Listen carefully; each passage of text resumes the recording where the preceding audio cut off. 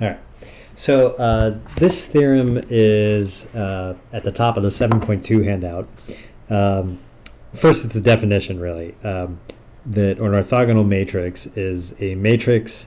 It's got an inverse, and it turns out that the inverse equals the transpose.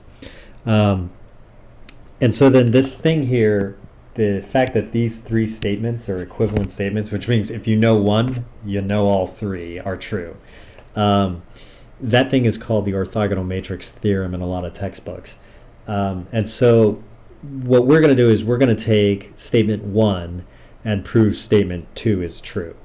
I'm not going to prove that 2 leads to 3 and 3 leads to 1 and vice versa and all that other stuff.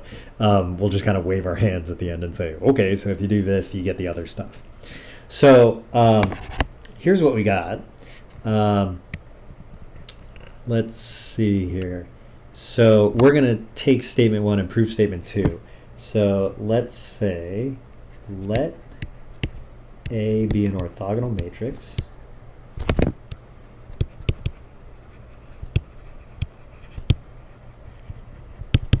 Actually, you know what? Let me get some lines on here. Let's try that. Okay. Let A be an orthogonal matrix. So then by definition, A inverse equals A transpose by definition of orthogonal matrix. Okay.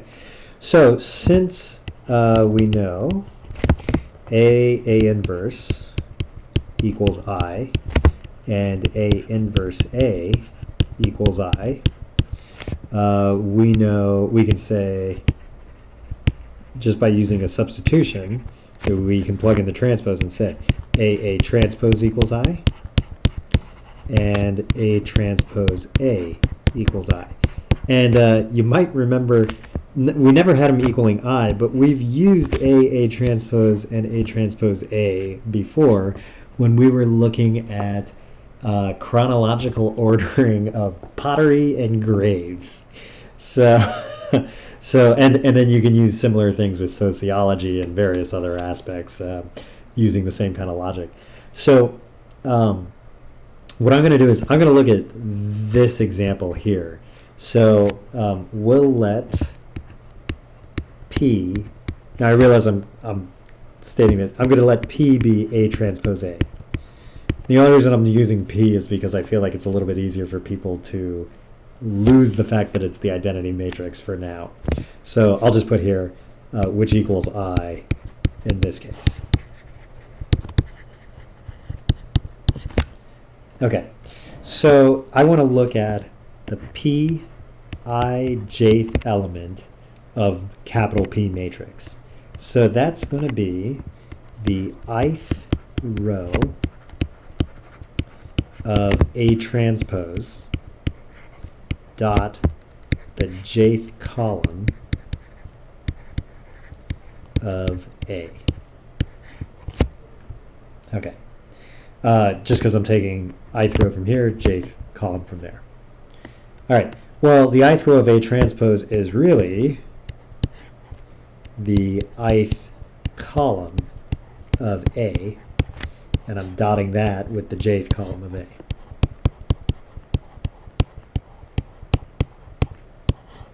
Okay, now remember, Pij is an element in the identity matrix. So since Pij is, well, actually, let's say this. Since P equals I, P sub Ij is going to have to be, and this is actually why I used the P, because if I called it I, then I'd have to have little I, Ij, where the little i's mean something different. So that's why I did the P. But Pij is going to have to be one of two values in the identity matrix. Either it's 0 or it's 1. So it's 1 on the diagonal, because remember the identity matrix looks like this, right, where 0 here, 0 there, and then just 1s along the diagonal, however many 1s you need there. So it's 1 if I equals j, and it's 0 if I and j are not the same. Okay, so let's take a look at those two cases then. So if I equals j, we'll look at that case first. then pi sub j is going to be really pi sub I. What I'm going to do actually is this. This might seem a little weird, but I'm going to take the square root of pij. So it's going to be the square root of this thing up here. Right, that was pi sub j. So it's the square root of the ith column of A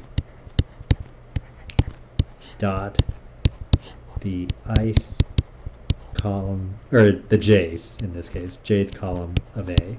But remember, I and j are equal here. And if I equals j, then this is really the square root of 1. So that's going to equal 1. And I and j are the same, so then this thing is going to turn into the ith column of A dot the ith column of A. So what I'm really doing is I'm taking these two column vectors, u dot u, and I'm taking the square root of that. Well, that's actually the norm of u, if you remember that rule. So this guy right here is really the norm of the ith column of A. And we figured out, well, that's got to equal 1. So this tells us, and the I is general, so this tells us that every column of our original matrix A is a unit vector. Is a unit vector. Okay. All right, so let's look at the other case. What if I doesn't equal j?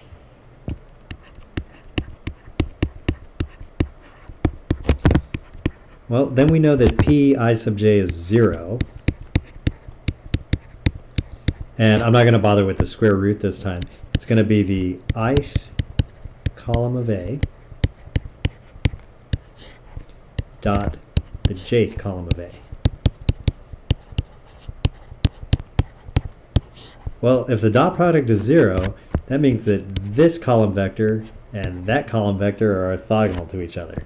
So therefore, the ith and jth columns of A are orthogonal. Well, as long as I and j aren't the same, then it's any two columns you pick.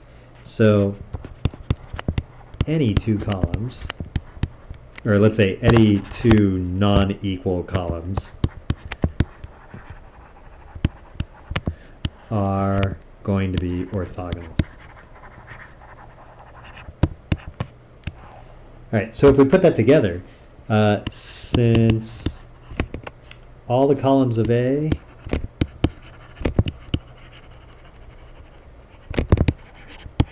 are length 1, and each column of A is orthogonal to every other column of A,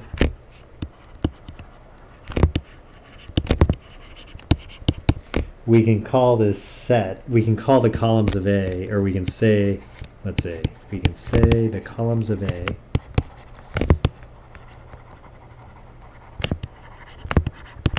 form. So the way that we describe this, if they were all orthogonal to each other and that was it, we could say they form an orthogonal set. If they were all length 1, we could say they form a set of unit vectors or normalized vectors. So you kind of combine the orthogonal with the normalized, and you say they form an orthonormal set. Orthonormal set. So orthonormal sets, all the vectors in them, they're unit vectors and they're orthogonal to each other. So I'll just write that here. All vectors in the set are orthogonal and unit vectors.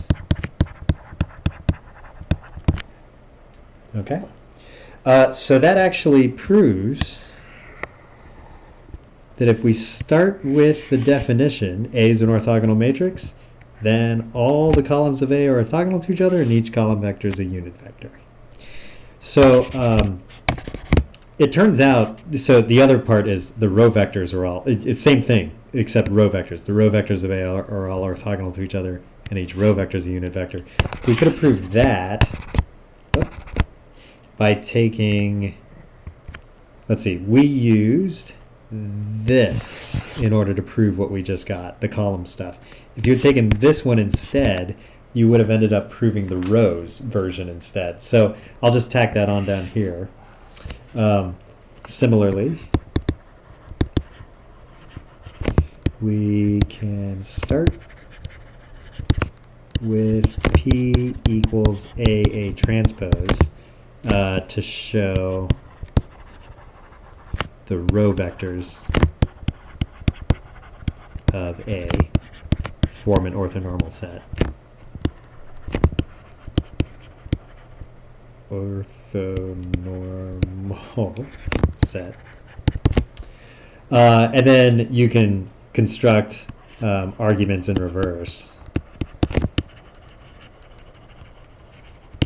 Arguments, yeah, I'll just say in reverse, backwards arguments here, to show the converses are true too.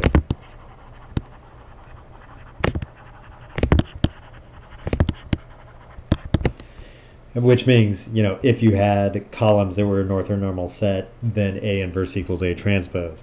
Or if you had row vectors that form an orthonormal set, then A inverse equals A transpose. Okay, so yes, we kind of waved our hands over the last part of this, but you kind of get the idea of how this works. So, all right, I hope that helps a little bit. But the main key is, if you know any one of these three things, you know all three of them have to be true. All right, so I hope that helps a little bit, and I'll see you guys in class soon.